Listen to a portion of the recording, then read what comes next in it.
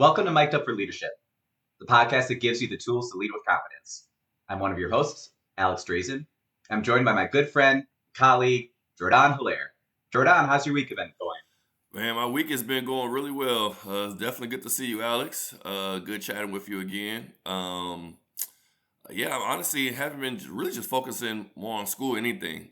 School is definitely revving up now. Finals is, upon us. So just making sure that I'm putting in that, that time and effort to make sure that things are getting done fairly quickly, right? So, but overall, I'm good though. What about yourself? How was your weekend? Yeah, it's been pretty good. It's been busy. A lot of things post marathon that I've been putting off to be able to start getting back with friends and hanging out. And actually, I have a story for you that kind of connects to our episode. Was I went to a Brewers game yesterday, and unfortunately they lost, but we got a really sweet Brewers windbreaker that'll be part of my collection now as a free giveaway. But it was supposed to be four of us from a rec sports league that I play in. And one person wasn't able to make it. And she said, I'm so sorry, but I'm burned out right now. And I need to just have a night at home to just recover from the stress of work and whatnot. And I messaged her. I said, okay, that's cool, but you owe me some quotes because we're doing an episode on burnout, right? A podcast episode on burnout. And she just ignores me for a while. Then I realized like she didn't actually know that I started a podcast with you, and She thought you were joking.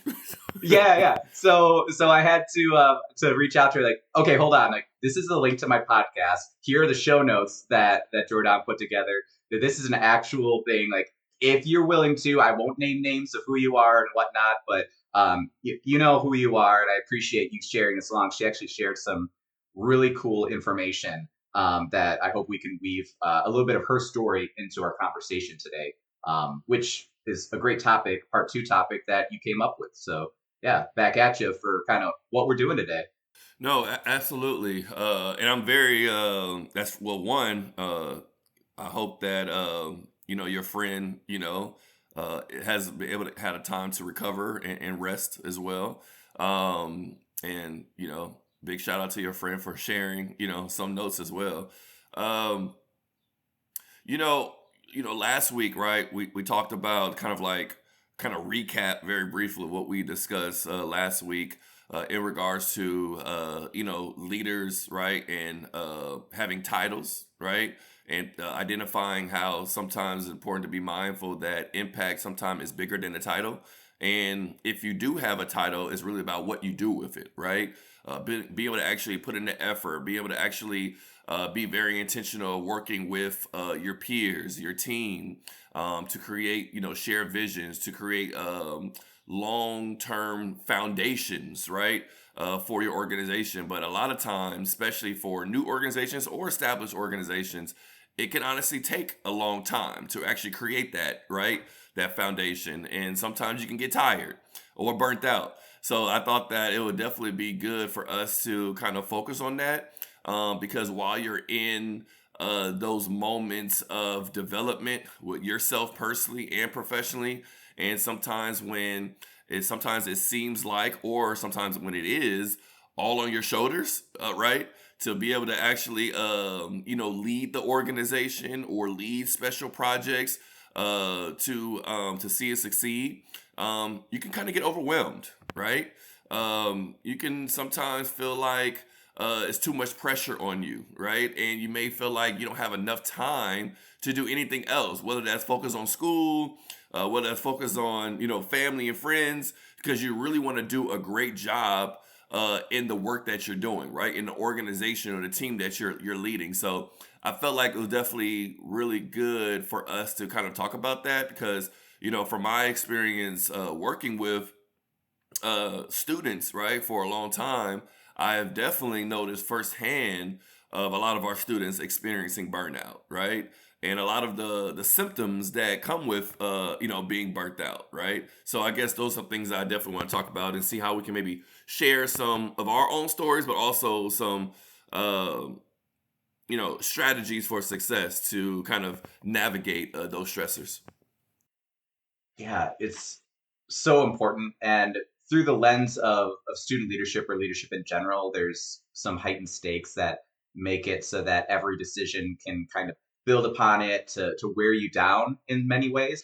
But what's I would say fortunate and unfortunate about this is that burnout is universal, right? So in our personal lives, in our professional lives, in our student lives, what have you, we all have times where we're just wore down by the cumulative effect of all the things that are going on in our world where we just need a vacation. We need the world to pause for a moment so we can sit down and just recover a bit, emotionally, physically, spiritually, you name it.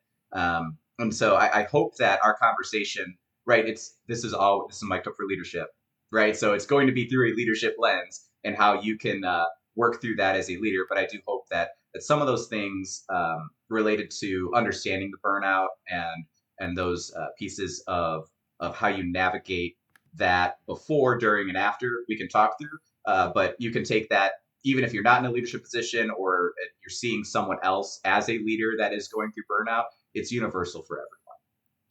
Yeah, no, absolutely. You know, it goes back to that old saying, right? That still is very, important to really be mindful to this day. You can't pour into an empty cup, right? So you have to find those opportunities to recharge, reset, right? And sometimes say no, right? But also, making sure that you are too committed to the things that you said you're going to do, right? Or what can you maybe put in place or sacrifice, right? In order to actually, or set priorities, right? And goals of to actually complete all the things that you promised to do, right? And sometimes, it should be, I think people, whether it's students or, if you're just in corporate world or et cetera, right? How do you say no sometime, right? Because I know that is very easy for us to just say yes to a lot of different things, right? But not really being mindful of what all those things fully entail before we actually dive into something, right? A new commitment. So I guess my first question to you, Alex, would be, have you ever said yes when you knew you should have said no? Oh my gosh. Wow, you're hitting hard with the first one because always it's my answer. I really do think that it is something that I want the most out of life as a starting point. And there's something I've subscribed to a long time ago called yes theory and just saying yes to new experiences and new opportunities. Right. So there's times where I'm already pretty committed, but there's something new and shiny, or there's an opportunity to get to know people even more or develop my skills in an even larger way. But I want to say yes because I don't want to miss out on that opportunity to expand my worldview, my social scene, my my skill sets in any sort of way, just to be able to live a fuller life. Right. And so when you have large goals, when you're an ambitious person, and you just want to see the possibility and the potential that you have become a reality. Yeah, I've said yes all too often, um, and I think of it even like in the simplest of ways. This weekend, there's some. My weekend has been very full, right? I hung out with friends at a Brewers game, but right before that, I was taking my foster dog to an event halfway across town to be able to potentially get them adopted, and before that, it was finishing a book because right after this, I'm going to a book club with my former RA staff at Cardinal Stritch University from 15 years ago or whatever that would have been. So and then kickball practice after that, Jourdan. So when we were trying to figure out a time to literally record this episode, and you're like, well, could we do Sunday? I'd want to tell you no so fast. We're like, honestly, I don't even know what I'm gonna be able to do because I said yes to 15 things next week too. So yes, we're recording right now. No, it's funny. It's funny you yeah. Well, for one, you definitely have a lot going on for sure today. But I understand as well because, like I mentioned to you, I got to go straight to the library after this, and I'll be there for quite some time to get everything done that I committed to. Right. But I do agree with you about a lot of times. I think that even for me, and I've noticed for others as well, we do say yes because we want those experiences, right? When you value life, right? When you value experiential learning, right? Wanting to actually be able to develop yourself, right? Not just for the moment, but for the future, right? Be able to actually develop those relationships, establish those relationships with people that you might be working with or might be doing these activities with as well, right?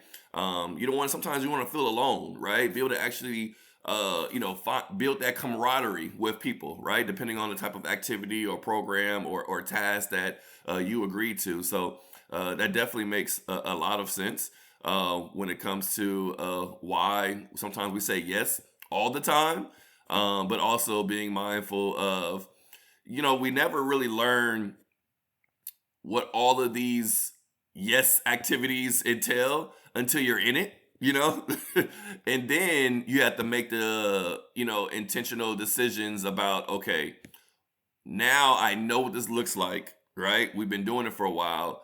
How do we now, whether I work with, focus on myself to identify what my priorities need to be, right? So I'm not stretched as thin, so I can make sure that I'm giving my own personal self-care, right? Focusing on that, but also making sure that whatever tasks or projects or team that I committed to, I'm able to actually give that 100% as well. Because I've also noticed that I tell students all the time where, when they sign up to become president and vice president and treasurer, et cetera, on 5 to 6, different organizations, there's a strong possibility, and more than likely, you're not giving all of them 100%, right? This organization, you're giving them 25% of yourself. This other organization, you're giving them 50% of yourself. So some organizations, you're giving them 5% of yourself. And then um, that's not on top of your academics as well, right? Which is kind of like the main goal why you're in college in the first place, right? So it's really being mindful, like, okay, what things I need to focus on right now, and what can maybe I push back to next semester, right? Or maybe a few months from now, or be able to actually be mindful of your the positions that you hold, right? You don't necessarily always have to be on a leadership team, right? You could just be a general member, and still, we talked about that, right? About impact versus, titles, right?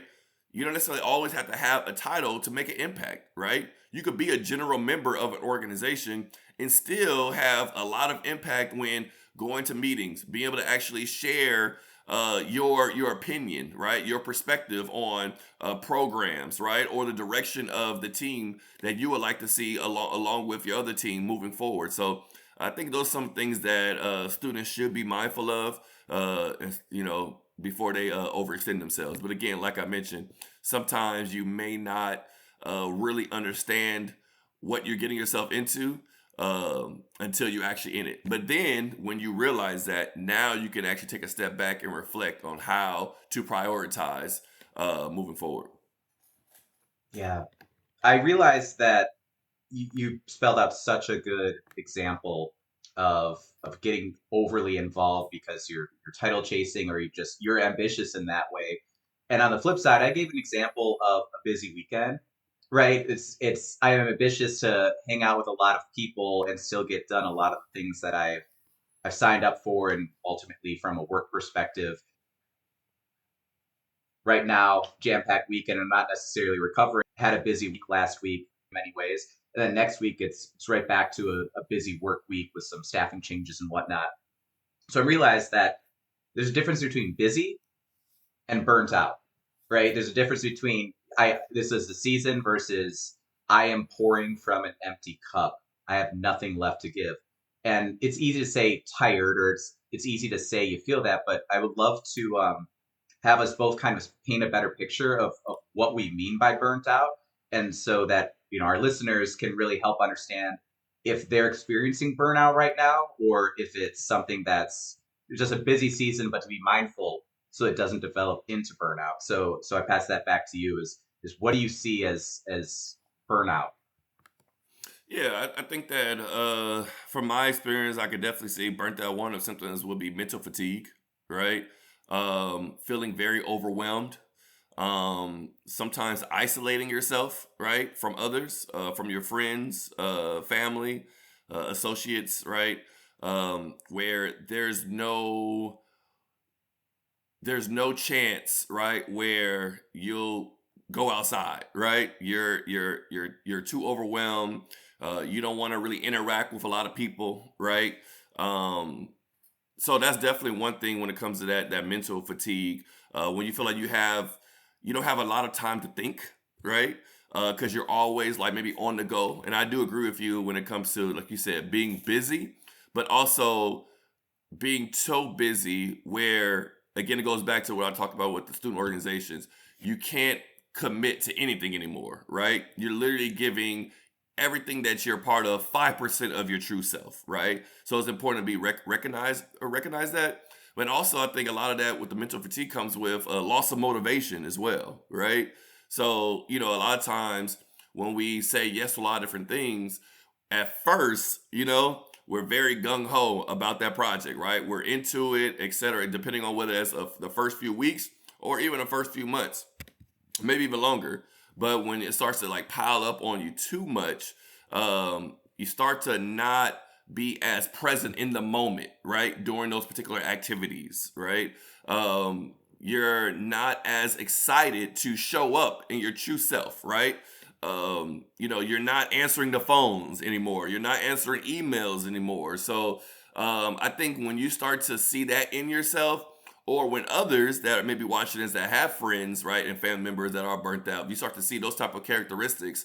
I think it's definitely important to have a sit down talk with them or with yourself, and identify, okay, there might be some things that I have to be honest with myself and like, hey, I need to take a step back, right, or take a pause on something. So those are some things I think about when I think about maybe some of those being burnt out like characteristics. How about yourself? Yeah, yeah, those are huge indicators. And again, shout out to my unnamed friend. Again, don't want to put them on the spot, but some of the things that they mentioned, it really resonated with me because there's still there are times where if you're burnt out, things will slip through the cracks and whatnot, and maybe not responding to emails and whatnot. But I also realized that there's a high level functioning form of burnout where you only have the energy to give in one area of your life and everything else suffers as a consequence. And a lot of times it ends up being what your work is, or what your for a student leader their professional organization or their student organization, whatever it is that they're going for.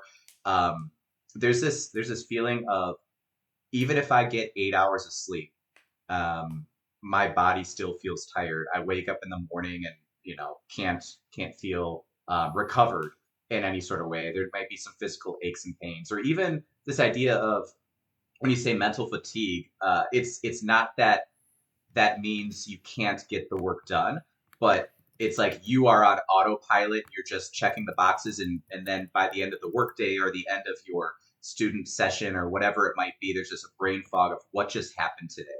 I don't remember doing anything with intentionality or joy. It just happened, and I was able to check the boxes, but it's a sense of, did I finish everything I was supposed to do? Did I have some errors along the way? And realizing that you're more prone to errors and that brain fog that comes in, and that you can give your 100% at work, or what you think is 100%, but it doesn't result in actually giving. The check is always going to come due, right? You're always going to have that consequence, whether that's your personal life or your professional life, or that error will come along the way, or honestly, you might start feeling sick. Your body is just not recovered in any sort of way, and it's going to force you to slow down, whether that means by you are actually having to fight off an illness and take more rest time, or just in any sort of other ways you will be slowed down. And I really appreciate her painting that picture, because it reflects back to a time of the most recent burnout I had was back in October, when I started to go on autopilot. But I realized I did make a mistake at work, and supportive people helped me recover from it and whatnot, and it wasn't the end of the world. But I was holding myself to such a high standard that I realized, oh, these mistakes will start to continue even more because I need to pause and take a break from this to recharge.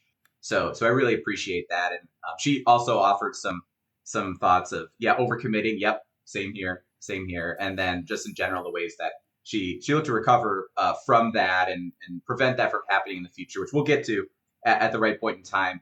But yeah, those are some other signs that I've seen is that you just feel like you're on autopilot. No, I agree. And also, one thing well, a few other areas I've noticed too, though, whether it's me personally have experienced this or definitely, working closely with students or professional staff members when it comes to, having a lack of focus, right? And I think a lot of times that's really big, right? Really important to be mindful of too, because a lack of focus oftentimes can equate to poor decision making, right? And if there is, important, task or a project that you were assigned to, right? If you are burnt out and you're having that lack of focus, you might miss some important details, right? In order to execute that particular, assignment at a high level to be successful, and that can also fall back on you, right? And others, and or others, right? And then that becomes bigger conversations, right? About if this role is for you, right? Is this job particularly for you, position, etc.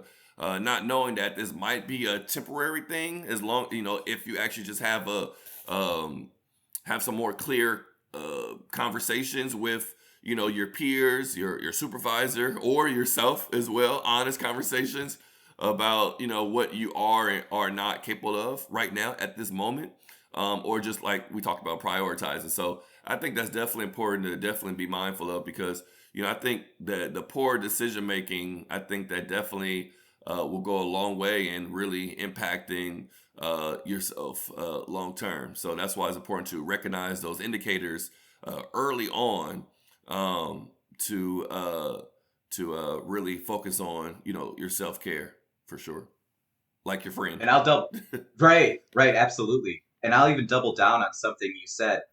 We as leaders have so much pride in our ability to deliver and be there for our followers or our organization. And we take those responsibilities so seriously that we don't know how to ask for help sometimes, or we don't know that we can trust other people to take care of the things that we aren't taking care that when we're not taking care of them. And that is such a hard thing to balance because yeah, maybe your 90% is better than someone else's 100% or whatever that equation might be. But again, the bill always comes due. And at a certain point, is not just you have a bad day, it's that you are now taken out for a week or a month, or you might not be able to even come back to that. As students, you might have your classes suffer and all of a sudden you're not even eligible for a position Mhm, anymore because your GPA slipped, right? mhm. And so that's going to be even more difficult thing for your organization to absorb when you could have just decided to take a little bit of a break and a step back and understood that yes, we have pride, but we can recognize our signs of burnout and our abilities are being impaired. So how do we then proactively understand that as leaders it's incumbent upon ourselves to take care of ourselves, to be able to say no so we can say yes to the big things and set those boundaries. And that's a big thing to talk about for the rest of the episode. And whatever direction you want to take that, Jourdan, I just realized that it is part of the most essential part of leadership is the human side. We need to take care of ourselves so we can take care of others. So I'm getting a little choked up when I say that because I wasn't always someone who put self care first, and I still slip from time to time. But that's we need to take care of ourselves so we can take care of others. No, I agree. I agree. And when you talk about taking care of yourself, I want to definitely just briefly mention, it's definitely important to focus on rest as well, right? I don't think we really maybe. I think there should be a lot more hyper focus, energy on really getting rest, sleep, right? Um, at least right 7 8 hours if possible, right? I understand sometimes that's not realistic for a lot of people, but at least getting as much rest as possible. I know a lot of times they talk about less screen time too, right? As we're looking at a screen right now talking to each other, right? not being on social media as much, right? If you feel like that may be contributing to your those indicators of being burnt out, right? Be mindful of that too, right? Or just on a computer, not as much as you used to, right? Or at least during that period of time for you to kind of maybe identify some of those opportunities to, like you said, focus on that self care. Last thing I'll say is exercising too, right? That's something that I know that, I mean, well, I know you're literally, top notch when it comes to that, but that's something that I aspire to get back into, right? Get into it consistently, true, right? And it's really about consistently everything that we talked about, consistently getting rest, consistently getting exercise, consistently prioritizing, right, yourself, right, over all these different activities and positions and opportunities that you say yes to, right? I think being able to actually really focus on that, um, and be honest with yourself about where you're at mentally, um, I think it's definitely gonna go a long way. Yeah, well, being top notch at exercise actually can contribute to some burnout, right? Because one, I'm not top notch at exercise. I decided to put my body through some fierce conditions to do something cool that was on my bucket list. But yeah, it is something I really prioritize, and then through that process, I had to prioritize sleep. But then I was over functioning in that area. I was beating myself up if I wasn't getting enough sleep, and I was overly ambitious that I can optimize every part of my life. It's been a lesson that I've had to learned throughout this year. There's some future episodes that I want to discuss a little bit more about that journey and where I'm landing right now in terms of a better system. But one thing I would say related to sleep is that it's not about getting one good night's sleep. You can get 8 hours and you can still be tired. There's some larger, deeper things going on that you'll still be having brain fog, and you'll beat yourself up perhaps because you're better than that, right? Of course, I can function on less sleep, or of course I can say no, and something that helped me as a leader or as a person really first, but as a leader was looking at a 3 day average, right? So the first night, if I get bad sleep, okay, yep, try to get a better night's sleep the next night. If it happens 2 nights in a row, okay, this is not ideal. I really need to do better this next night and get to bed earlier. And if it happens 3 nights in a row, now this is a trend and we need to have some more, I would say, serious intervention, but like really figure out what's on my plate and what's coming up that I need to remove so that I can have several days in a row of getting some good sleep. Because everyone's going to have a bad night of sleep, especially leaders that have so much going on and are cramming those late night study sessions or working on a project, updating some bylaws or transition documents. Hopefully, shout out transition Right, documents. right. But but yeah, those are things that became really important to me, and I can actually, for once, say um, do as I do. Usually it's, oh, do as I say, not as I do, because I'm not as good at it. But I've been pretty consistent in saying, yep, I can get a bad night of sleep. And not that that's okay, um, but that it's acceptable if I understand that's about the trend of how I'm living my life and that some bad nights will happen. So I don't have to have perfectionism and lower my standards. Like I have a standard here, and over 3 nights, I should be able to get to that standard again. And if not, something bigger is going on to check myself against all the things I'm saying yes to, because I can say yes to more things if I say yes to myself with my sleep first and foremost. Absolutely, absolutely. No, thank you for sharing that. And I'm hopeful that our listeners, our viewers, can definitely take at least one thing that we shared about some of the characteristics and indicators of burnt out, being burnt out, but also strategies for success, right? To address it, and I want them to understand that you know. It's not a one size fits all, right? Everyone has their own kind of indicators, right? Also, their threshold of what they're able to, how far they're able to go, right? But being able to really, honestly focus on this and really give yourself time, and really focus on that self care. I think it's definitely going to make you a more productive individual, and help you develop yourself personally and professionally. Yeah. Jourdan, I think there's a part 3 and 4 coming to this. I really, in part five, maybe we don't even call it parts. This is just our talking about the journeys of leadership. But we, I'm looking at the time. We're already around the half hour mark, so we don't want to extend it too much, unless you're like this is super important. But we haven't even talked about the guilt that comes with saying no, how you say no when others want you to say yes, from both a leadership perspective, a social perspective. All those things influence who we are as humans. Um, I would love to hear about self care practices. Sleep is at the core of it, right? Rest, but all those little things that we like to do for ourselves. I'd love to hear from the listeners what their tips are, and ultimately, like, how do we create a system that reinforces us to be able to say yes to ourselves, to say yes the most times out of anything in our life, so we make the most impact as a leader, right? And that delegation side of things too, right? Like not holding on so tightly. So these are all topics that you can look forward to in our future episodes. And hopefully, if one of those is something that really resonates with you and you want to join us in the conversation, we'll mic you up and we'll have you help us deliver that message of being able to be your best self as a leader and just continue to weave in these themes that are going on Jourdan and I's lives, but also your lives as student leaders, professional leaders, people who manage and lead others that are up and coming leaders and you see them burning out, you name it. There's so many opportunities for rich dialogue. And uh, I appreciate that we only get to half of our content and the episode's already over. Right. There's so much more that we could discuss, Jourdan. I agree. I agree. I mean, I think that all of our different diverse experiences for a very long time. I think I agree. We could definitely create it to a 5-part series, honestly. But that just means that we definitely are doing our best to.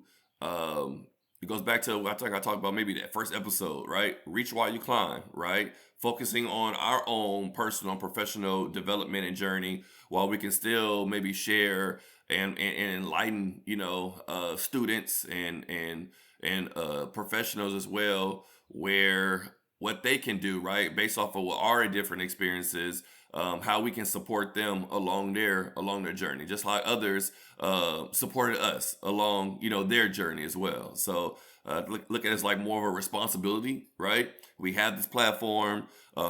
We've been fortunate to have various opportunities and experiences in our lives where we can actually now pour out to the next generation. So again, I'm definitely looking forward to our next episode, part 3, part 4, part 5, whatever we want to call it. But I think that yeah, this is a really good episode. I really enjoyed it. Yeah, absolutely. Authentic dialogue, authentic conversations. We don't have it all figured out, but we want to be vulnerable with you that we've been there.